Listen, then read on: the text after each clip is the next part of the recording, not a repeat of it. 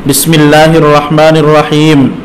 आज के सबक में वजूह एराब के एतबार से इसमें मुतमक्किन की 15वीं और 16वीं किस्म का बयान है। 15वीं किस्म है इसमें मनकूस। इसमें मनकूस वह इसम है जिसके आखिर में याए लाजिमा माक़बल मकसूर हो, जैसे अल क़ाज़ी इसके आखिर में या है और माक़बल वाद मकसूर है। इसी तरीके से क़ाज़िन इसके आखिर में भी या है जो तालील की वजह से महजूफ हो गई है, मुक़द्दर हो गई है, और उससे पहले वाद के नीचे कसरा है, वाद मकसूर है। इसमें मनकूस की तारीफ में या के साथ लाजिमा की क़ैद इसलिए बढ़ाई है ताकि ये 15वीं किस्म 14वीं किस्म से अलहदा हो जाए। 14वीं किस्म आपने पढ़ी है गैर जमअ मुज़क्कर सालिम मुज़ाफ बयाए मुतकल्लिम, और उसकी मिसाल में आपने पढ़ा है गुलामी।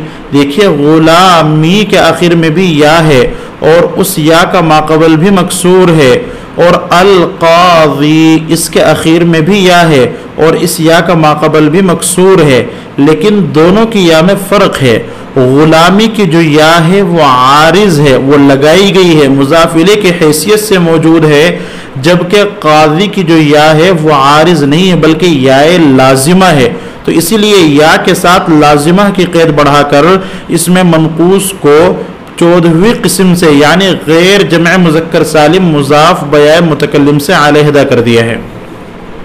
तो हासिल ये है कि इसमें मनकूस खाह आखिर में या लफ्ज़ों में मौजूद हो तब भी वो इसमें मनकूस रहेगा, जैसे अल क़ाज़िन, या लफ्ज़ों में मौजूद ना हो बल्कि तालील की वजह से हज़फ हो गई हो तब भी वो इसमें मनकूस ही रहेगा, जैसे क़ाज़िन। अब बारी आती एराब की, तो इसमें मनकूस का एराब हालत रफ़ई में ज़म्मा तक़दीरी के साथ, हालत नस्बी में फ़तह लफ्ज़ी के साथ और हालत जर्री में कसराए तक़दीरी के साथ होगा। यानी हालत रफ़ई में भी तक़दीरी और हालत जर्री में भी तक़दीरी, अलबत्ता हालत नस्बी में लफ्ज़ों में एराब आएगा और फ़तह आएगा, जैसे जाअल क़ाज़ी व क़ाज़िन, रअयतुल क़ाज़िया व क़ाज़ियन, मररतु बिल क़ाज़ी व क़ाज़िन। ये दो मिसालें हम अल क़ाज़ी और क़ाज़िन की इसलिए पेश कर रहे हैं जैसा कि अभी आपके सामने आर्ज़ किया है, ताकि ये बात अच्छी तरह मालूम हो जाए कि खा वो या लफ्ज़ों में मौजूद हो या ना हो, दोनों सूरतों में यही एराब आएगा। अब मिसालों की वजाहत समझिए।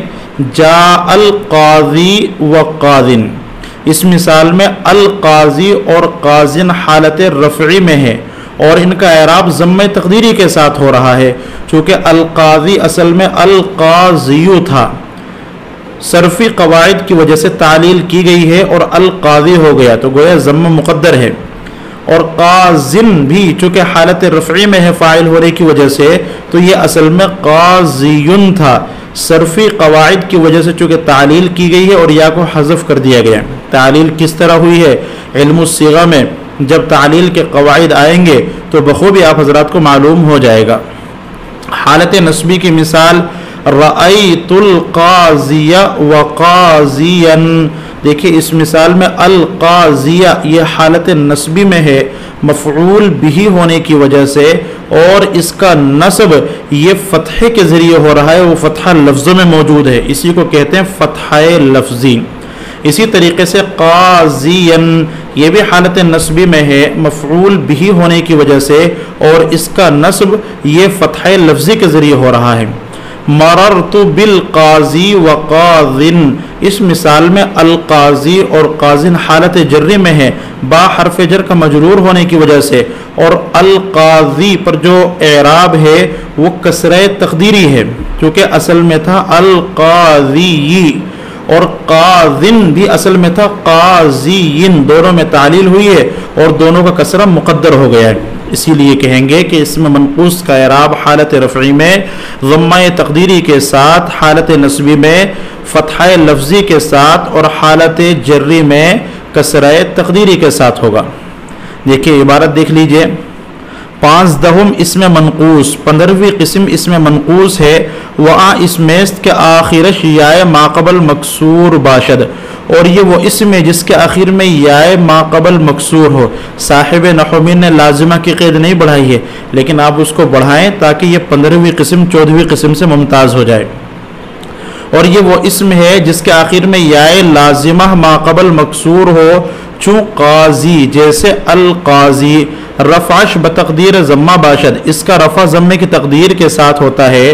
व नस्बश बफ़त्ह लफ्ज़ी, और इसका नस्ब फ़तह लफ्ज़ी के साथ होता है।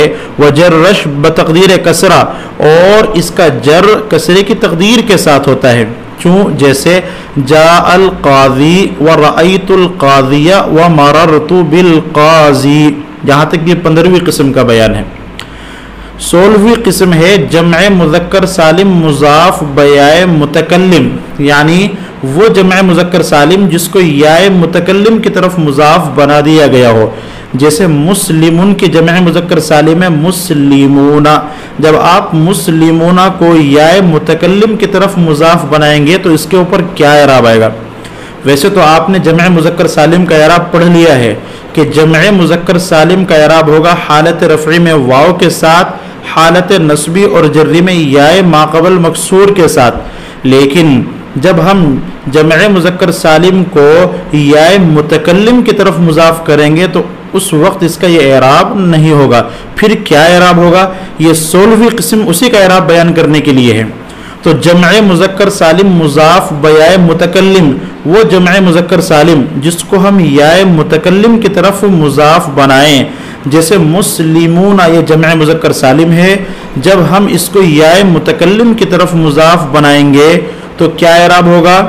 हालत रफ़ई में वाव की तकदीर के साथ, हालत नस्बी और जर्री में याए लफ्ज़ी के साथ। जैसे जाअनी मुस्लिमिया, रअयतु मुस्लिमिया, मररतु बिमुस्लिमिया।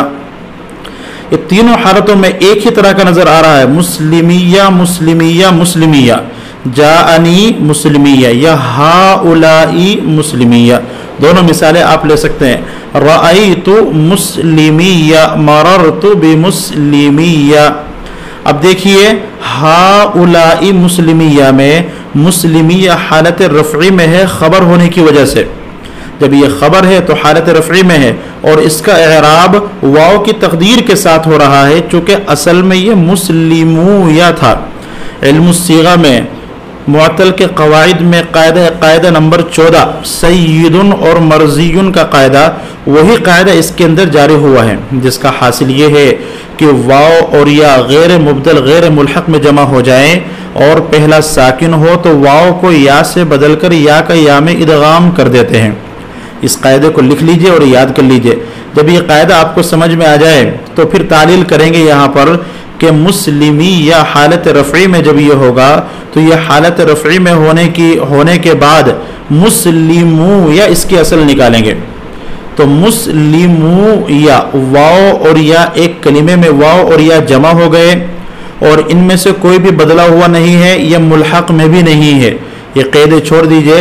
जब इल्मुस्सीगा में कायदा नंबर 14 आएगा तो हम वहाँ पर आपको इन क़ैदों के इन क़ुयूद के फ़वाइद बयान करेंगे।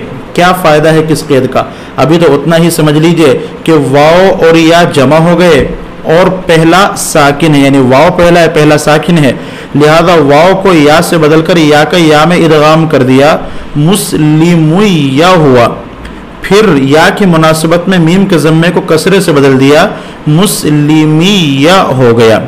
तो देखिए जब हम हालत रफ़ई में मुस्लिमिया की असल मुस्लिमुया निकाल रहे हैं और वो कायदे की वजह से, कायदा सरफिया की वजह से वाव या से बदल गया तो ये माना जाएगा कि हालत रफ़ई में वाव मुक़द्दर है।